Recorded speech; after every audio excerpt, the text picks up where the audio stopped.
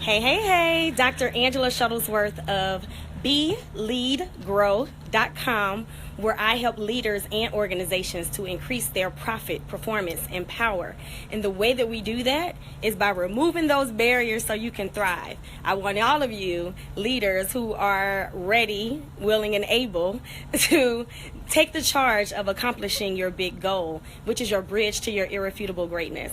And one of those things that stops us from crossing that bridge is fear.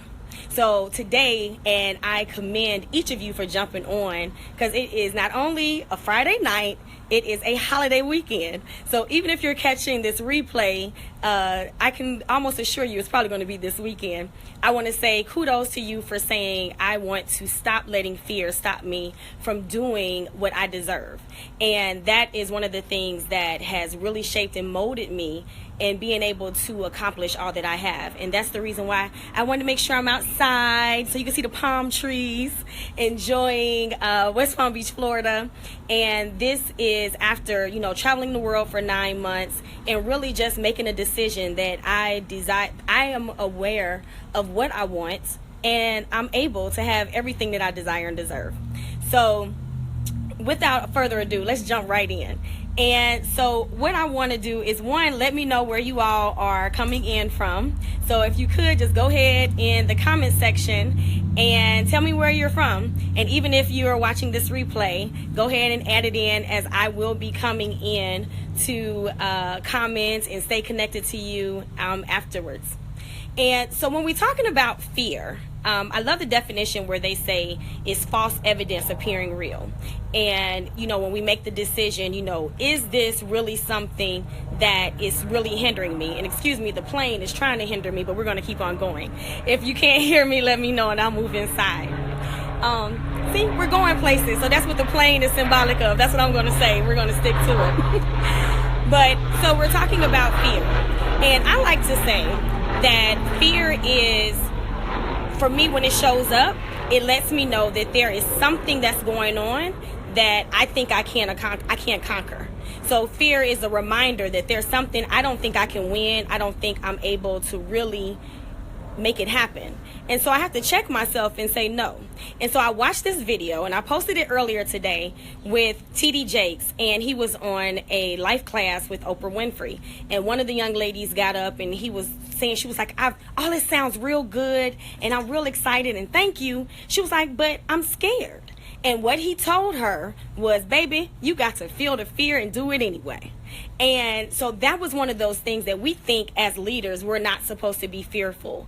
We're not supposed to have something that, shows up and tells us that, you're not going to accomplish this or you're not worthy of this. But I'm here to tell you that even when those moments come, even when the doubt comes, however the fear shows up, I want you to move forward and to do it anyway. So all day today, we're going to be talking about 5 powerful strategies to help you to do just that. So the first, number 1, is for you to identify what you're really fearing, right? And let you know that you are worthy of what's on the other side of fear. And the way that we do that is to, one, say, okay, what am I fearful of? And sometimes we think that it's so big. And oftentimes when we really identify what it is, it's something that is so small, or something that we definitely are able to accomplish when we bring other people along to help us to accomplish that goal, right? And so you want to think about it. And then you want to ask yourself, is this really my fear? Is it a fear that I have for myself, or is it that somebody else told me I was supposed to fear this? And so I'm bringing in they stuff as if it's mine. And I'm like, no, it doesn't have to be your fear. It's let them have they stuff, and it's not really an issue. So you want to think about that. And then you want to identify what's on the other side of that fear. So okay, if it's I'm scared, my goal is to help leaders and organizations increase their profit performance and power. So let's talk about fear of profit. So oftentimes leaders are scared to say, I know I'm doing all of this extra work, I need to be paid or compensated for it, right? And what is it that fear comes up is like, ooh, are they not going to have the money in the budget? Are they going to tell me no? Are they, so there's all these things that happen, and it's like, you know what? It doesn't matter. What's on the other side, which is me asking and receiving that profit, is more important than this one thing of me asking for it, right? So you want to, again, identify what is it that you're fearing. See, is it even real? Is it yours? And then remind yourself of what's on the other side. So then let's use that same example. So we're saying we're going to increase your profit, right? And think about all of the things that you could do if you were to move past this fear and to ask for that money, and you get this extra, let's say, $1,500 a month. I think that that's a good ask, right? And so with that $1,500, how would it change your life? Right? So that's what's on the other side of the fear. We want to bring it down and make it practical. So you're like, am I really stopping myself from asking for this? Am I the person who's really me just not asking a question?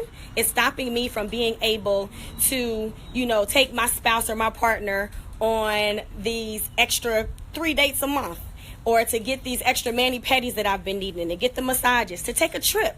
If you think about it, you can take a trip every month if you were able to just simply ask for it. But instead of having that space, we allow ourselves to think that, oh no, I'm not worthy of that.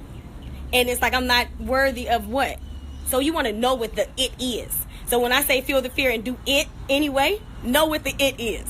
So that's number one. So what we say we're going to do, identify the fear and know that you're worthy of what's on the other side. All right, number two is to grieve everything. So oftentimes as leaders, we feel like we have to be so robotic. We're so outcome driven that we forget that sometimes we're people, we're human. So we have these emotions and we don't bring them into the workplace with us. We're so focused on completing the task. And I'm here to tell you that there's a reason why you don't feel like you're worthy of what's on the other side of that fear. And so we need to grieve whatever that thing is that's stopping you from accomplishing that goal, or for asking for what you want, or showing up differently. So for me, fear used to look like not necessarily asking sometimes, but it was, possibly not using my voice, or the fear of I'm too much for people, or I'm too loud, or I'm going to be, you don't have to dumb me down per se. I hate to use that terminology, but it's the truth. Like that I have to do that in order to fit in. It's supposed to know you're here to show up and you're here to show out. Hey, Tina, thanks for joining in. And so we want to think about all of those things, right? And so if we allow ourselves to grieve on a consistent basis, then we don't have to carry all of that stuff with us, right? So it's like, oh, I'm not fearful that they're going to tell me no, because all the other times that I've heard no before, I've already grieved those. So I'm aware that this new situation is new. It's a new time. It's a new energy. I've done my healing work and I'm here and I'm ready and I'm prepared to do it, right? And you can always go to Tina Hines to help you with that. And she is definitely a healing and life transformation specialist.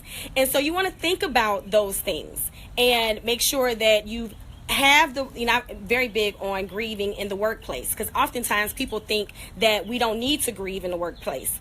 And I am very clear that, when you're transitioning between projects that have such a big impact on your life, think about the hours that you weren't able to be at dinner with your children, the amount of money and time that you've invested in this project, and then somebody comes in and says, oh, we're not doing that anymore. The agenda has changed. The political climate has changed.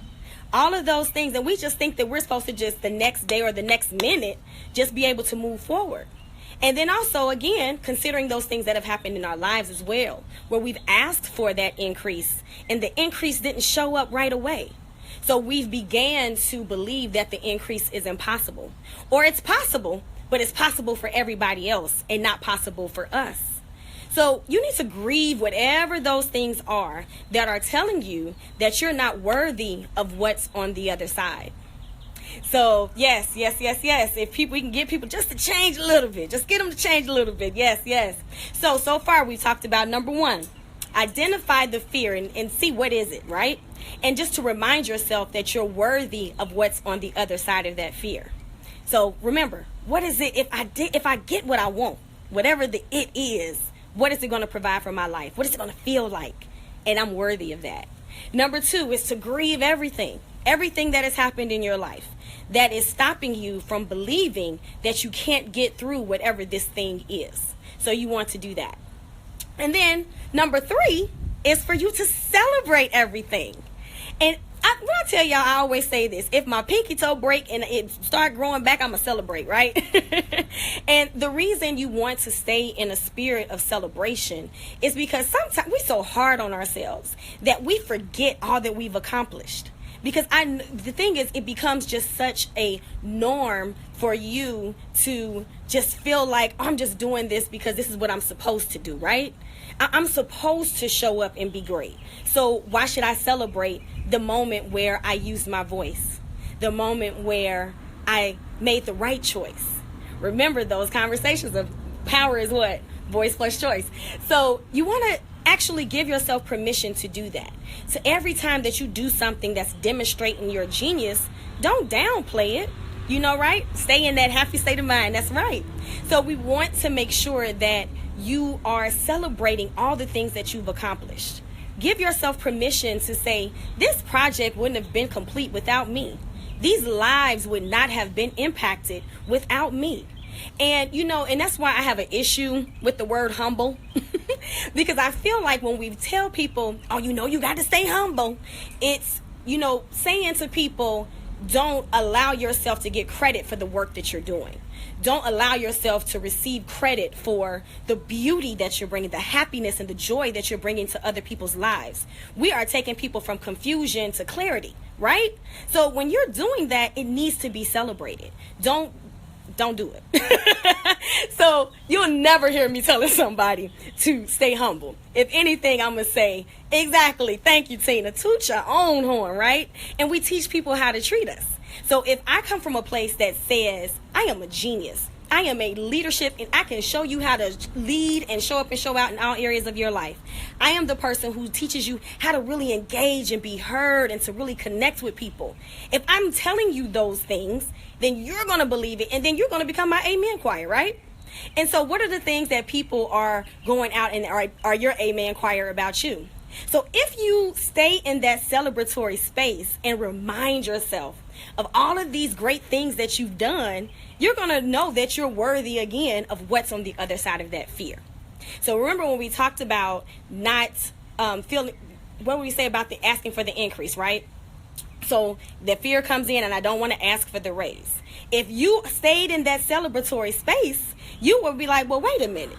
Hold up, your chest get a little, pumped up a little bit more, because you're reminding yourself that guess what? I did this project, I did this. And so it boosts you in that space again, not to gloat, not to downplay anybody else's, but instead to celebrate. One of my favorite poems is Our Deepest Fear. And it's just that constant reminder that the more that we shine our light, it ignites other people to do the same. So stay in that celebratory space and remind yourself that you are worthy of what's on that other side of that fear. So let's go back over again. And if you haven't now, I've seen a couple of you are doing it, and thanks for sharing. Please go ahead and share this video, because I know that if you're a leader who's ready to conquer this fear and to tackle it and do the work, then you are definitely connected to others. And we want to have others on the journey with us. So far, 1, 2, 3, we have said identify the fear and know that you are worthy of what's on the other side of that outcome, right? Number 2, grieve everything. All those things that told us we weren't worthy of it. And then number 3 was to celebrate everything. And then number 4, I want you to assume that everyone around you wants you to win. Oftentimes we feel like we're on this journey alone, and that you have to be an alien, or the whole idea of cubicles, even though it's intentional for us to feel connected. It also kind of dissects and makes us feel like we're on these journeys by ourselves. But I'm here to tell you, I believe, and if I had to create a religion, it would be called the religion of interdependence. I am interconnected, and not only interconnected, I am interdependent on you. My greatness is tied to your greatness. And the more that you decide to be great, it allows us to collectively be great, right? So if I come into the space asking for this increase, and I assume that you want me to win, it's going to help me to say, oh, I can ask for what I want. I begin to feel that I'm worthy of it. And I know that you want it for me. You want me to be compensated for the work that I do. You want me to perform at the highest level that's possible. You want me to have clarity in the words that I speak. So when we're talking about developing standard operating procedures or data lexicons, if you all are familiar with that, making sure we're using a common language, then you want us to have that. So, asking for anything that you want, if you come to the table just assuming that they want you to win, then by all means, you got it. You're halfway there. And because of the importance of that, the gift that I'm going to give you all is, and if you all saw it earlier, some of you may not even know you were going to get a gift. If you go to bit.ly/do it anyway now, because remember, the whole thing is for you to feel the fear and do it anyway. So bit.ly, and it's also in the description, do it anyway now.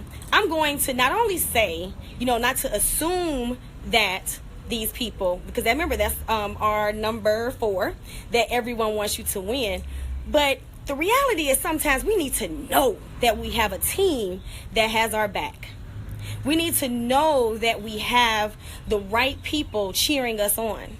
And so what I've developed is what I call, it's your power team blueprint. It's who you need to have in order for you to win and succeed as a leader, right?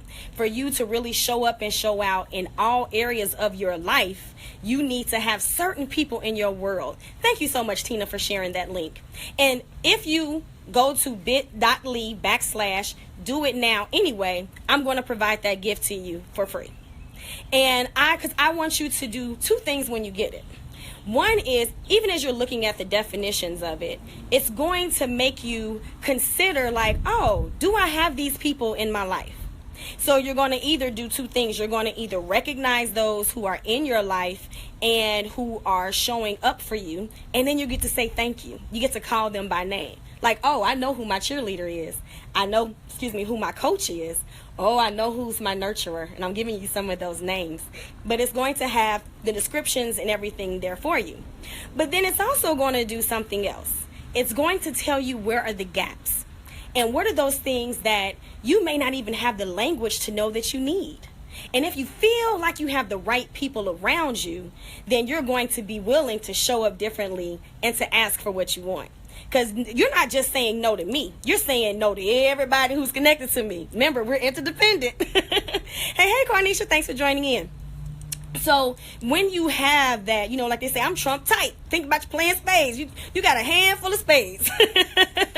And you want to think about that when you have the right team. When you have your power team with you, you're going to have that. Oh, the link is bit.ly/do it anyway now.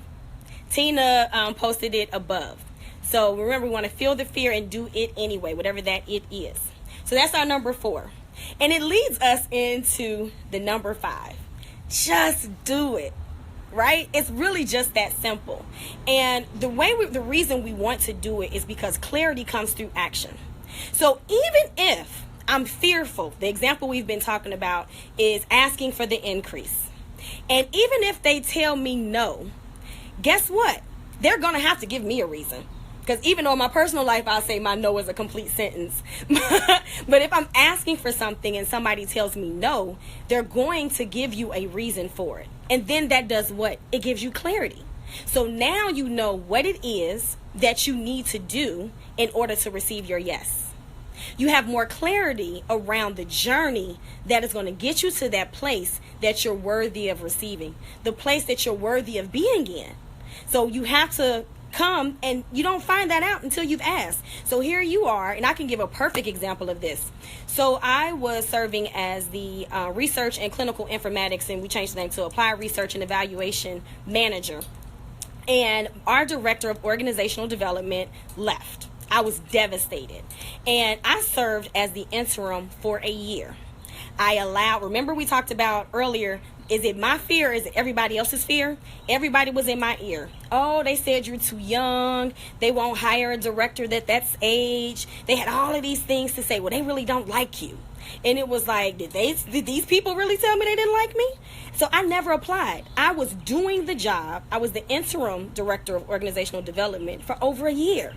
And then finally, when I said, you know what, this is too much, I'm just going to go ahead and get another job, they finally came to me and said, why didn't you ask for the job?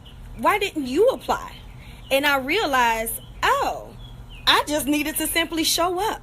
I needed to get the clarity. We had a conversation. She did have concerns, but I didn't understand what those concerns were for me to be able to either to dispel them and or to do something about it. And the only way I was able to do it was when I actually got in action. So clarity comes through action. So just show up. So let's remind ourselves of what these 5 powerful strategies are. And don't forget, you have a gift coming your way when you go to bit.ly/do it anyway now. And so number 1 was for us to identify the fear. Check in, is it real? Is this really even something I need to be fearing? And reminding ourselves of what's on the other side of that fear. What happens if I don't have this fear and I'm worthy of receiving that thing? And then for us to do what? Is to grieve everything. All those things that told us that we were unworthy of receiving that thing that we desire, that goal, that vision, that increase in profit, to better perform, to really have more power. You know what? I'm worthy of that. So I need to grieve those things that are telling me I'm not worthy of that. And then we need to celebrate everything, to remind you of the amazing, awesome being, the amazing leader that you are. And so the more you stay in celebration, hey, it gives you the strength and the courage to ask for what you want. And then we want to assume that everyone is on your team and they want you to win. And then we also want to identify who is our actual power team. Identify those gaps, and then we're going to speak those people into our lives, right? And we're going to welcome them. I always use that hashtag, no new friends, but it's KNOW, because I always want to know new friends. I'm always willing and able and open to receive. All right, universe, who's going to be here to help walk me through to that next phase of this journey? Because I can't do it alone. I'm an interdependent being, right? So, we want to identify and assume that everybody wants us to win. So identify who's on our team with that. And then lastly, it's for you to just do it. It's no need for you to stay in fear. It's no need for you to stay in doubt or to keep questioning and analyzing those things, because we know that our clarity comes through our action. So those are 5 powerful strategies that will definitely get you through that fear. And if you have any questions, go ahead and start writing those in the comment section. Or if this helped you in a certain way, please feel free to share that as well. And now you're going to get 2 things in your email when you sign up, as Tina and Quanisha both shared. Thank you for that. bit.ly/do it anyway now. Because I want to encourage you. Sometimes we just stay in this space of not really showing up for ourselves. We think that, I'll get to it later. I'll wait till the kids get to this age. I'll wait till my spouse accomplishes this goal first. There's all these things that stop us from that. So that's why I emphasize the do it anyway now. So I want you to do that right after we finish this, if you haven't put it on there. This is just what I needed to hear today, Dr. Angie. Thank you. I'm showing up. Woo-hoo! Yes, I love it. Thanks for joining in, and thanks for that comment and the clarity around that. And then our goal is to help you to show out. And one of the ways that I am offering, because I still, again, did not even know it was a holiday. That's part of living a life of freedom. I was like, I didn't even know it was a holiday this weekend. And then it's a Friday and you all are on here. That says so much about you. So what I want to offer for the next week is, if you want to do a deep dive and to say, you know what, I want to tackle these things that have been stopping me in my fear space, then I have something for you. And that is a deep dive 60-minute tackle my fear session. And you'll get an invitation for this in the email. You'll get your free gift, and then you'll also get a link to the offer if you want to sign up. And for $147, you will get a questionnaire where you'll answer some questions before we even get together. And when I tell you the questionnaire by itself, I was going through it earlier today, and I'm like, you get so much clarity just from answering those questions. But then when you get me with you, let me tell you something. You won't never look at fear the same way again. And so this goes into that whole thing around celebrating everything. I'm here to tell you, I know what I know what I know. As I put in that post the other day, and someone said, I hear you. Because I said, I'm not telling you what I think. I'm here to tell you what I know. And what I know is that you're worthy of what's on the other side of that fear. You're worthy of that experience. And so generally, my Pick Your Brain sessions are $250. But for the holiday, I'm offering this special, and it's for $147. And it will only be offered until the Tuesday after the holiday. And that's, as far as not only the offer, but also you all getting these sessions. Because this week is a transition week as we just finished the 90 Days to Power. I'm so proud of my clients. They are absolutely amazing. And we have another week in between before we meet up again. And so I was like, you know what? I got extra time, and I'm here to serve. I have seen so many people playing small, so many people not having clarity, not knowing what their next step is. And many times it's that fear that's standing in the way. And they just don't know the questions to ask. So my thing is, you don't have to figure it all out. I'm here to support you on that path. So go to, again, bit.ly/do-it-anyway-now.